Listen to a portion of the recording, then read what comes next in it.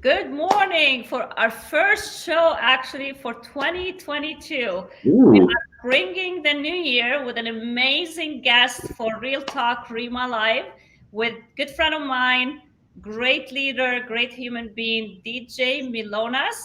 DJ come from an amazing background, a little bit of everything from college basketball to commercial, different companies doing real estate, and then now leading a huge organization, a huge office, and a team.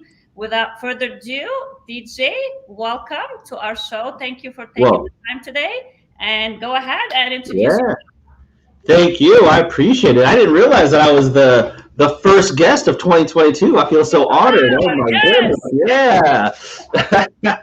We'll have some fun for sure. No, I appreciate the introduction and yeah, it just I guess a little bit about myself is I was starting to go into it and I realized we're about to go live. So it's yeah, I've been doing this for since the third quarter of '07 and started in commercial real estate. Spent my time there for about 10 years in different capacities. And if y'all remember going back to '07, so '08, '09, those were Those some were tough times. I learned a lot. So as a lot of people were exiting the business, I got into it, and it growing up and going through school, I felt things came a little bit easier for me. And entering that real world, I had a rude awakening. I was, grew up playing sports. It was always one of the better ones. popular And guy.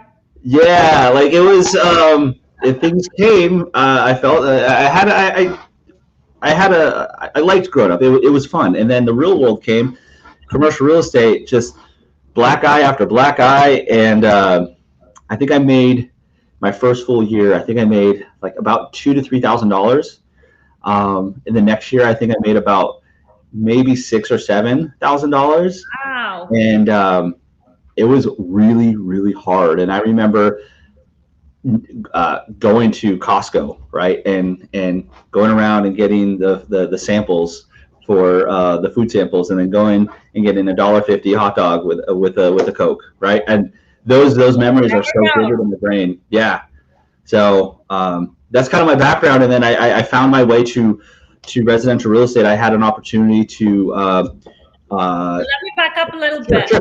DJ. So when you started, you jumped into the commercial world first? Yes, so straight. So my last semester of college, I literally that last semester I was just playing baseball, and uh, I would wake up and then from 9 to 12 I would study for my real estate license. So I went straight for my broker's license. Because my last test, I had one class 1 day a week, and it was on a Monday night. So just playing baseball, and um, it was from 9 to 12. I'd study, grab lunch on the way to practice, and then I'd get home at probably 8, 9 o'clock, and go to sleep and do rinse and repeat, rinse and repeat. So once I graduated, I went to go take the test. I failed miserably. Miserably. I was sweating in hives. I knew I was the last one there. I was like, yeah, there's no way I'm passing this test. And then, I I got cried home. when I passed my broker exam. Yeah. So I I, went through it 4 times before I made it. oh, you see, perseverance. Yeah. And then, I rescheduled it. And back then, you had to wait 2 weeks and to get the paperwork to see if you passed or not. I knew I failed. And so I got the letter officially you failed, and then and the next time I passed, but jumped right into commercial real estate, right into it. Cold Wow. So call. what made you make the decision that you wanted to jump in right straight to commercial, which is a big step from somebody who has no experience in real estate or anything of that nature? So what made you like decide I want to do commercial? This is what I want. Yeah, I never residential real estate never appealed to me. It wasn't. I loved real estate. I and it was something where I didn't want to show homes. I liked my mind is analytical in a way. I don't have an analytical personality though I like analyzing numbers, right? And the business piece to real estate is what really attracted me to it. And not gonna lie, the money. So I was like, oh, I'm gonna be a millionaire, right? And just I'm gonna make all of this money. Yeah, that That didn't didn't happen. work out. I, Okay. I went into it for the wrong reason, but I Okay. loved it though. So after you realizing that commercial probably is not going to work out, you jump to the residential sales, correct? So I liked commercial, and I could have stayed there. I got a little burnt out from that daily grind of commercial, and I got into the leadership side. My last year of yeah, 10 years, yeah, about uh, no 10 years. So 2 years was in leadership, and I don't know. I just kind of was getting a little burnt out with it, and an opportunity came knocking on my door with Keller Williams, actually locally where I live in Northridge, and I explored that, and almost 5 years later, I'm sitting here, and office is doing very well. So that's it. Residential just kind of found me, and I felt that what I learned on the commercial side of a lot of failures, um, that I could pass that along to the residential side. So I tell everybody, if you're a commercial broker and you take what you've learned and the principles that you've learned and that work ethic that you've learned, that in order to be successful, if you take that and apply it to residential real estate, you'd be a top residential real estate agent, without a doubt. 99.9% of the time you would. So That's you would say personally you enjoyed that commercial side more than residential side.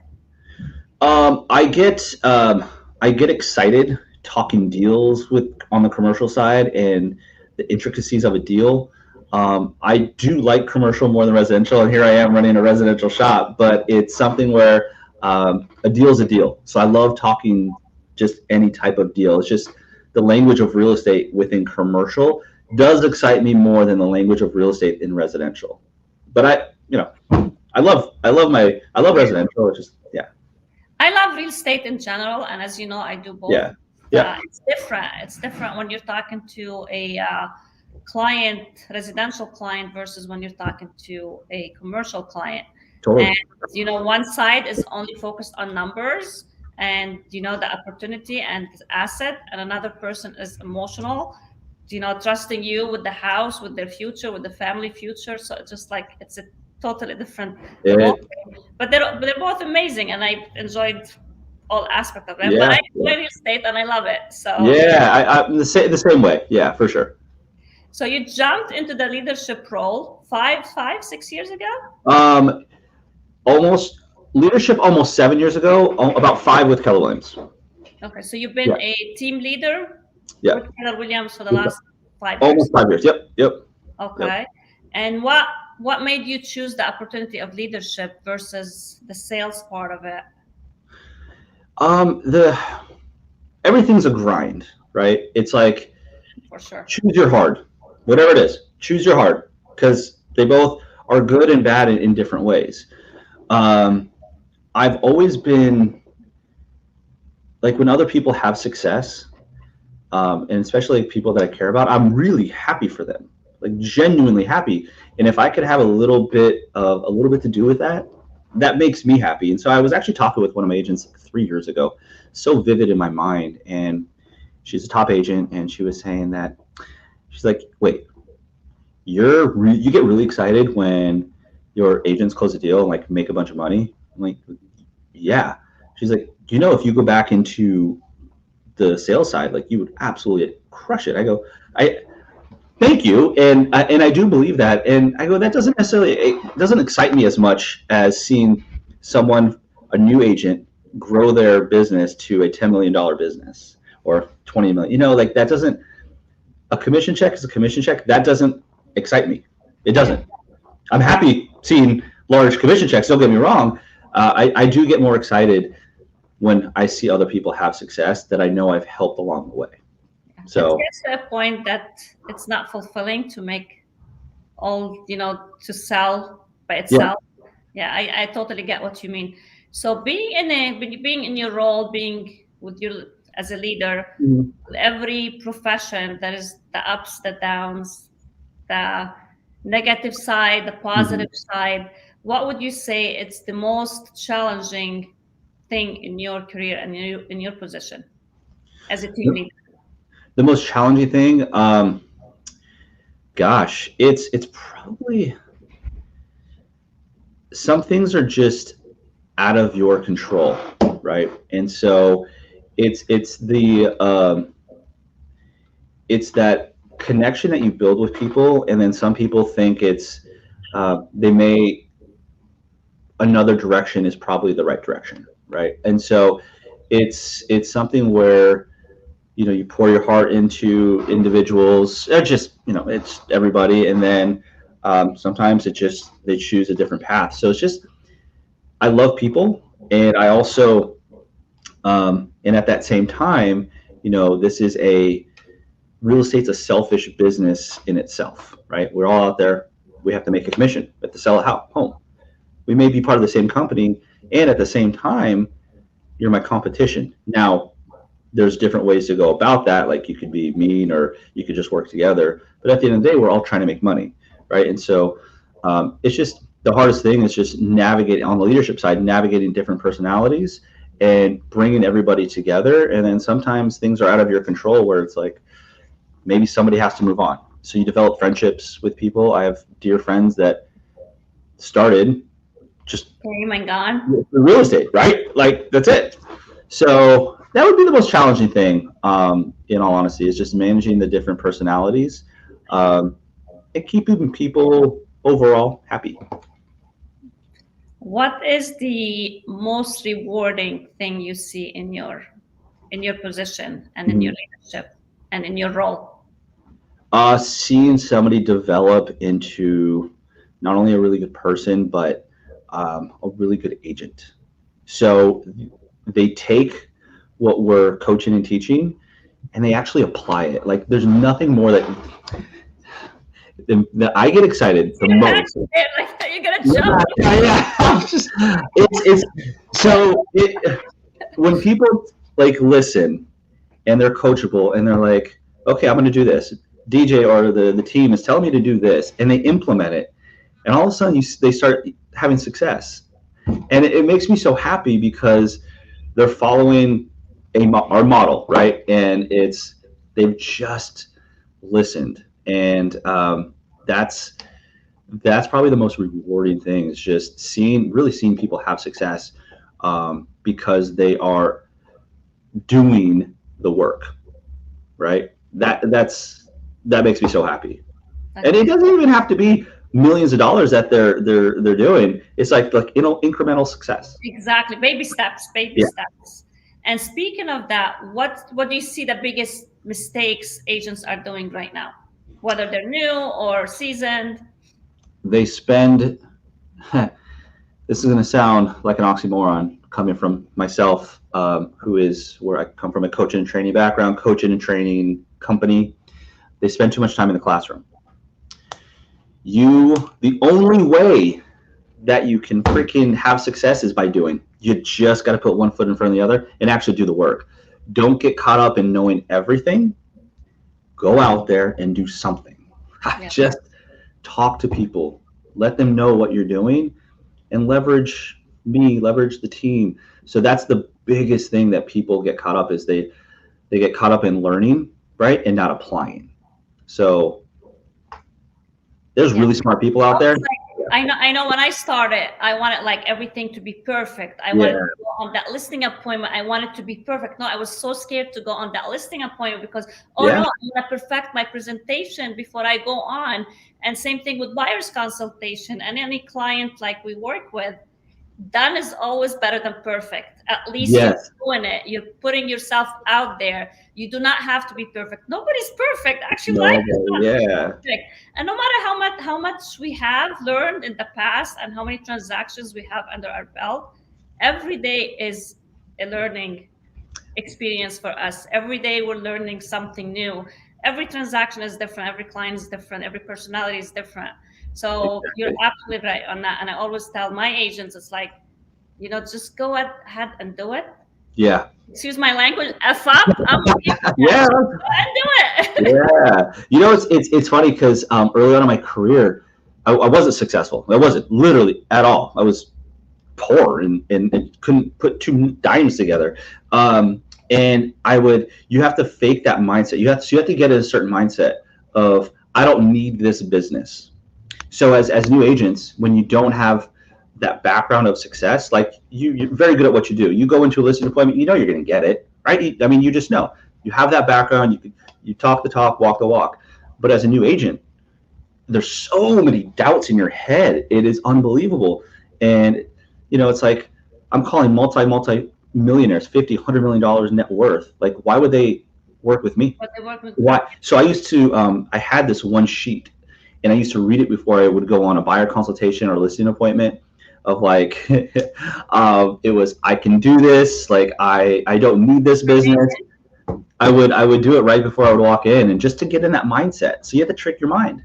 Like, don't let them feel that you don't know what you're talking about, or you don't want that commission breath to come through. Like, I need this sale, right? So that's I just wanted to throw in that little tidbit about my prep work before I went into an appointment. And what do you think agents now, they need to, I mean, it's not easy out there. Like, we're still in a super competitive market, multiple offers, buyers agents are getting fatigued, and same with their clients. What do you see, like, what do you tell your agents now, the most important thing right now to focus on to have a successful 2022? Just come from curiosity. And what do I mean by that? You just have to ask questions, right? And in order to ask questions, you need somebody to ask questions too, right? So just talk to people, understand what they need, and always come from a place of value. So what I hear all the time is, I don't know what to say. Well, that just means you don't know what value to bring, or I feel like I'm bugging people if I call them. That just means you don't know really why you're calling. You don't have a purpose, right? So we have to have a purpose of why we do anything.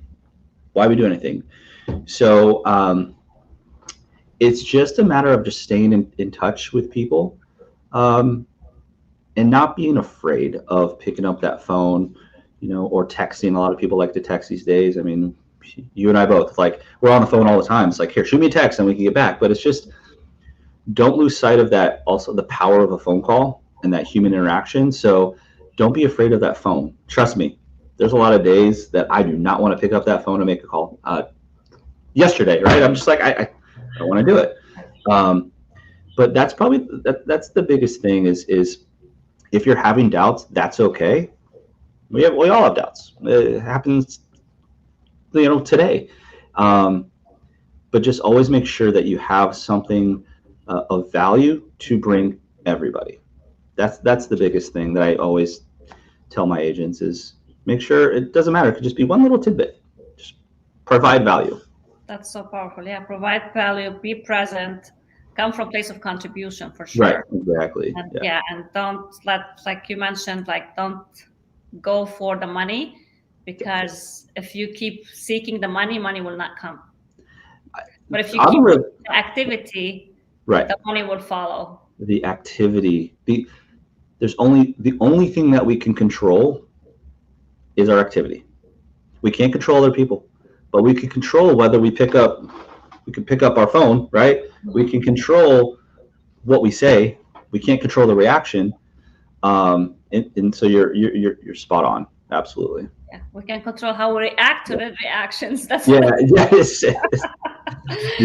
Yeah. So DJ, we are in the beginning, the first 2 weeks of 2022. What's your plan? What's your goals for 2022 for you, your team, your office? Yeah. So I'm based out of Valencia in Santa Clarita, and we increased our business by almost 30% year over year in sales volume. We closed about 1,070 transactions, and that was about a 15% increase year over year as well. So I have aspirations to be number one in this valley. And how do we do that? By continuously to evolve, provide value, and I ask a lot of questions, and I listen to the agents of what they want. And so I really, really, really want to hit that $1 billion sales volume mark. Like that's such a milestone in this business. And you could say, hey, how many deals? What did you guys do last year? Oh, I closed $1 billion. That's amazing. Gosh, like that's a good goal to have. Yeah, and so and it's we're on our way. The most important thing is, like, it's not me who does it. It's not my leadership team that does it. It's the agents, right? And so that's like literally the most important thing, is that if we're not helping them grow wealth, if we're not helping them build their business, they're not going to stay here. That's it. And yes, I have a number goal, but in order to get that, I need to make sure that I have my agents have that value and they're increasing their production. So everything that we do is just geared towards helping them build their business. And we're in the background, right? So if we hit $1 billion, like that's all on the agents. Yeah. We had a record commission. We gave out, I think it was $17 million in GCI this year. That's amazing. Congratulations. So, thank you. Yeah, it's hard work. Yeah, and we have a lot of hard work. Yes. Yeah. A lot of So things. that's my goal. I do want to hit that $1 billion mark. I really want to. Great. And I know you will. Yes. Yeah. Okay, so Vic has been talking about carbs and sampling carbs when you first started. So what? I see him here, no carbs. Oh, that's so funny. Oh, I love it. So what's your personal goal? I know you are a great dad, great husband. What's your personal goal that you have for DJ beside the business and, growing your team and your organization? I want to be able to just stop, like a hard stop, and literally actually shut my phone off by 6 o'clock every day. So for if any of my agents are listening, don't call me after 6 o'clock. No. And why I say that, 6:30 every night to see if it's shut or not. I honestly, I really just want to really be more present with my boys. They're 4.5 and 3.5. I did coach my son his first season of t-ball, and so I really want to be a lot more active and engaging with my sons. And yes, I also want to drop a couple. I want to drop 10 pounds. Yeah, Vic, I got to cut out those carbs and those donuts that we have. Maybe we'll replace it with fruit. But that's really what it is. And it's I got when I was first having my son, our broker, he was like, "Hey, learn from my mistake is that I wasn't as present as I should have been with my kids.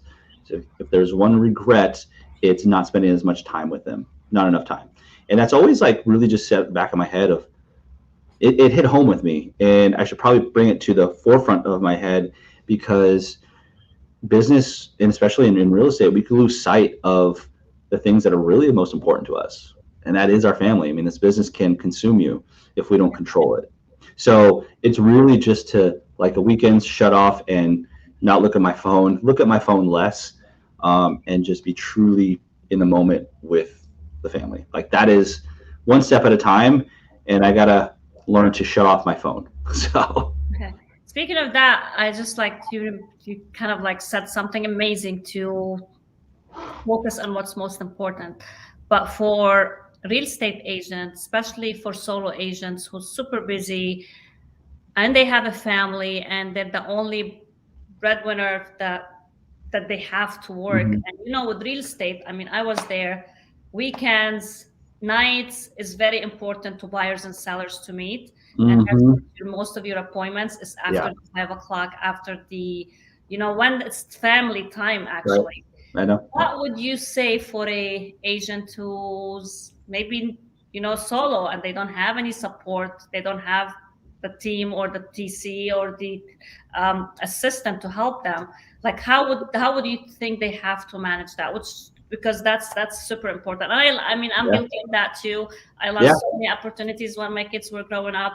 Now I'm a grandma. I'm trying to change that. And I enjoy my grandbaby, but I mean, it's hard. It's really our position and our profession. It's not easy. They It's say balance. I feel there is no balance in real estate if you want to take your business to the next level. So, what would your exactly. advice be for agents who are listening to you today and struggling with that? Because we've Yeah. all been there, we've all done that. Yeah. No, absolutely. And that's a very real thing. And we all suffer through it. So just know that you're definitely not alone. But the one thing is don't you we're in this business where we run our own business, and guess what? We can control it. We can control it. So how do you take back that control, right? And it starts with just one thing at a time. And it starts with really calendaring your priorities, right? So we all can be busy. I could literally walk into this office every single day without a plan, and I would be extremely busy. So it's a matter of how do you control your schedule. You have to look at your priorities first, and get all of that heavy lifting done in the beginning of the day and earn the right to move on. So I live and die by my calendar. I do. And I get distracted very easily. Don't we all? Oh my God. You just ask my staff. They're like, they have to remind me that I have a meeting like 3 times. I'm like, oh, yeah, yeah, okay, okay, I'll be right there. But the biggest thing is to take back that time is be more disciplined. So you can actually, what I learned was that you could be entrepreneurial, but be purposeful at the same time within a box, right? So um, schedule out your appointments and literally schedule family time. So people will Schedule respect you. vacations. Yeah, people will respect you saying, you know what, I have an appointment at that time. They don't need to know if it's with family or not. You have an appointment at that time. You know what? It also makes you more desirable because, like, oh, wow, oh, DJ's pretty busy, but like, I have time for this time and this time. So it's a matter of looking at your calendar, plugging in family time. So whatever that family time is for you, you plug that in, and that's a non-negotiable. Um, and then you just build off from there. So you give them times. Hey, I'm available at this time and that time. You want to see that? You want to see homes? Great. I'm available at 7 o'clock, 6 o'clock, and 6:30 on Tuesdays and Thursdays. You tell them. They don't tell you. That's take control. Like you're the professional. You're the one driving the bus. And at the end of the day, people want to work with professionals. They don't want to work with people who just kind of fly on the seam of their pants. My opinion. Awesome advice. Well, DJ, thank you so much for taking the Yeah, time, taking the morning. I know it's Friday. Usually Friday is busy for all of us. I appreciate you taking the time to be here. Thank you so much. yeah, And I wish absolutely. you to all the best and accomplish all your goals for 2022, whether it's personal or business. And I know Yeah. you're going to do it. And I'll be calling you at 6:30 to see if you feel. I'm just gonna hit the ignore button. Ignore. That's so funny. No, I had a lot of fun. Thank you for inviting me to be your first guest of 2022, and yeah, I had fun, and thank you, thank you. Thank you. So, all right.